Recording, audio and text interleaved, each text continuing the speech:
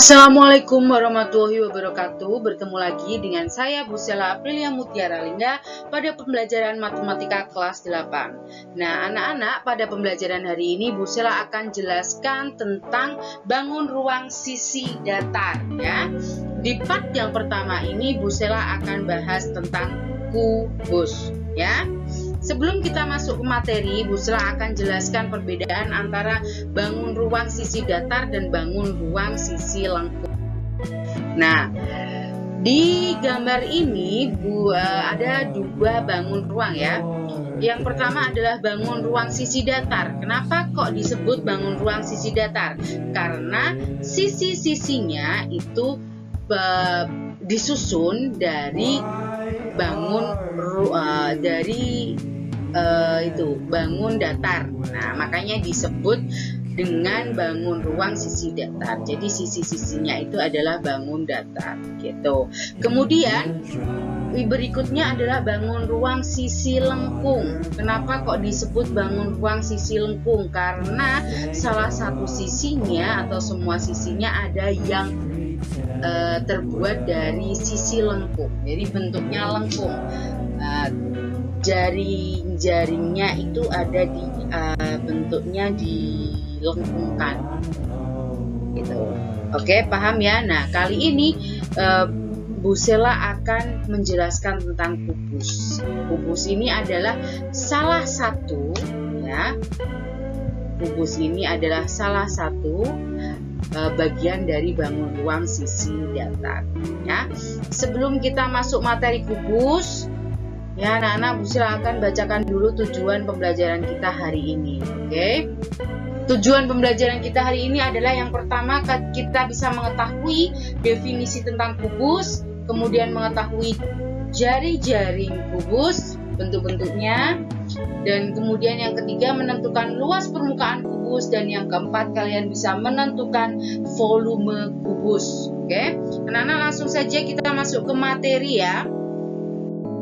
Apa itu kubus? Nah, kubus itu adalah bangun ruang sisi datar yang dibatasi oleh 6 buah persegi yang sama persis. Ya, jadi ukuran semua sisinya itu harus sama persis. Kalau tidak sama namanya bukan kubus lagi. Oke, jadi unsur dari kubus itu sendiri yang pertama adalah memiliki 6 sisi yang sama besar. Jadi sisi ABFE, BCGF, DCGH, ADHE, ABCD, dan EFGH itu sisinya ukurannya sama persis. Oke, sisi itu yang mana? Sisi ini sudah ditunjukkan di tanda panah warna hijau yang diberi gambar ini, yang diberi gambar seperti batu bata. Ini yang dinamakan sisi ini. Nah, kemudian yang kedua adalah memiliki 12 rusuk. Rusuk itu yang mana? Rusuk itu adalah pinggiran-pinggiran. Jadi rusuk ini pinggiran-pinggiran. Dan ukurannya sama panjang setiap rusuknya. Jadi rusuk A, B, C, D, B, F, D, A, dan lain sebagainya itu ukurannya harus sama. Kalau tidak sama namanya bukan kubus lagi ya. Harus kalian ingat. Oke, yang ketiga, memiliki 8 titik sudut. Nah, 8 titik sudut itu yang mana? Titik sudut ini yang pojok-pojok, itu yang dinamakan titik sudut. Oke. Nah, bisa dipahami ya, sampai sini kalian sudah mengetahui apa itu kubus. Langsung aja next. Nah, masih di apa itu kubus ya. Kita harus belajar atau kalian harus mengetahui kubus itu berasal dari mana. Nah, kubus itu bisa dibentuk menjadi kubus itu berasal dari bangun datar, seperti pada gambar sampingnya ini ya. Ini kan ada kubus, kemudian sebelahnya ini ada bangun datar yang disusun sedemikian rupa. Ya, disusun ini harus lengket ya maksudnya. Jadi ukurannya harus sama juga, harus sama persis. Nah, yang warna merah ini dinamakan alasnya. Ya, kemudian yang warna biru ini ada tutupnya. Nah, bentuk seperti ini yang dinamakan jaring-jaring kubus. Oke, jadi kubus ini terbentuk dari jaring-jaring kubus.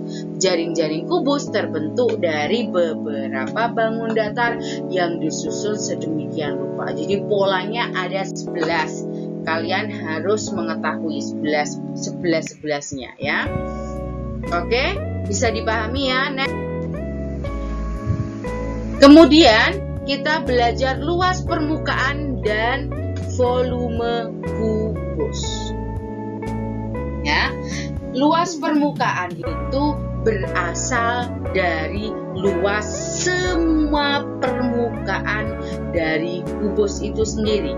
Kubus kan dasarnya adalah persegi, ya kan?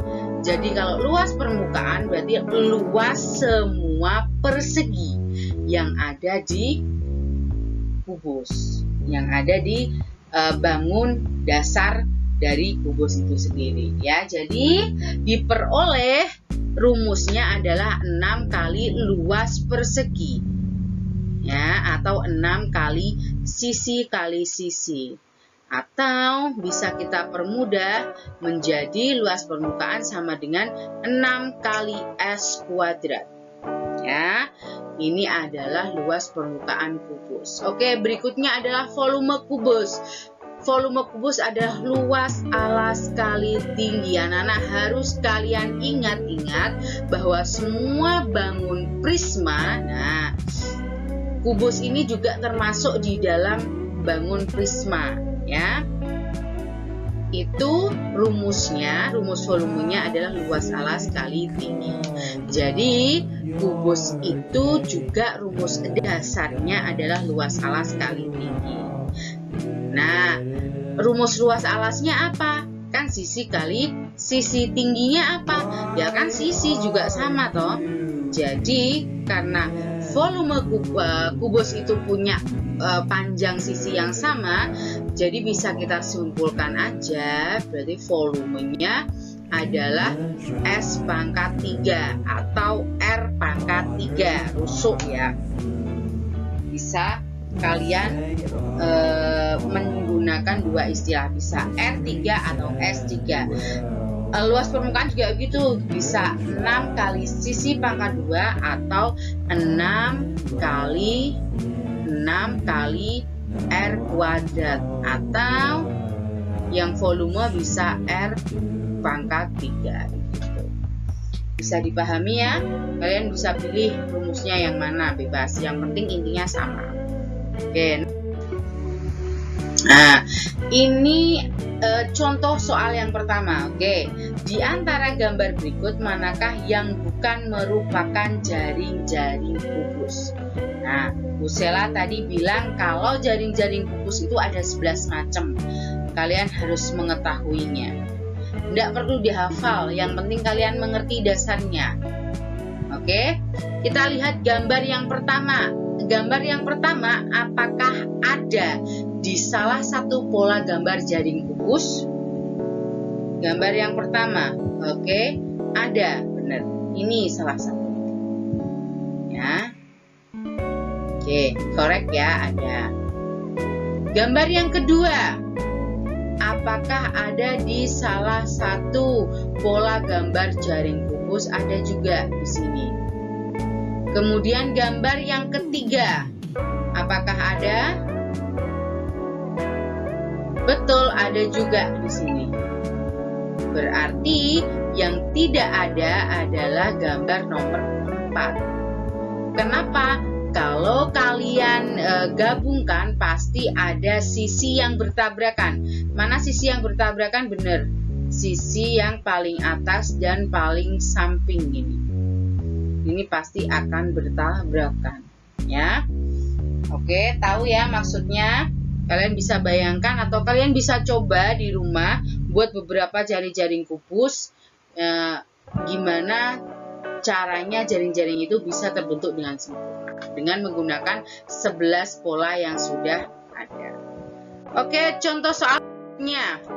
Hitunglah luas permukaan bangun di bawah ini. Nah, diketahui semua sisinya, berarti AB ini 4, BC 4, CG-nya juga 4. Jadi R-nya atau S-nya berapa? Nah, benar 4 cm. Langsung aja kita masukkan ke rumus ya. Jadi luas permukaan sama dengan 6 kali 4 pangkat 2. Oke, 4 pangkat 2 berapa? Jadi 6 dikali 16, hasilnya adalah 96. Jangan lupa menyertakan satuannya, karena ini centimeter dan ini ada kuadrat, berarti satuannya adalah sentimeter kuadrat. Gitu.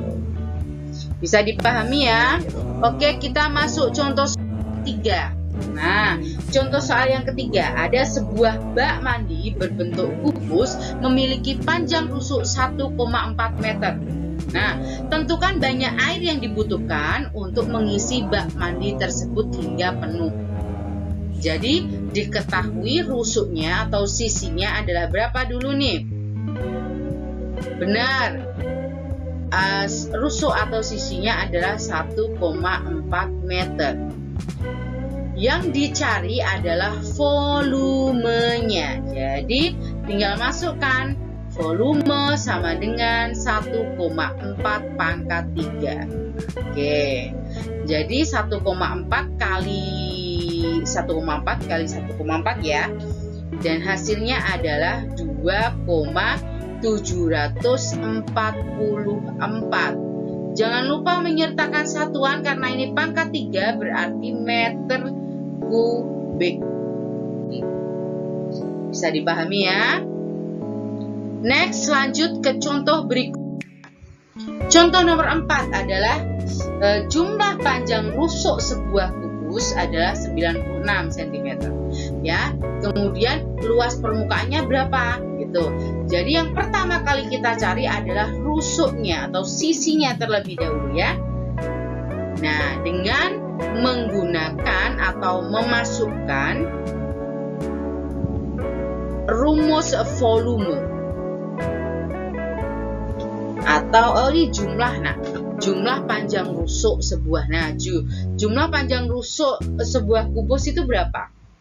Benar, 12. Berarti tinggal dibagi aja. 96 dibagi 12. Hasilnya adalah 8. Ketemu bahwa rusuknya atau sisinya adalah 8 cm.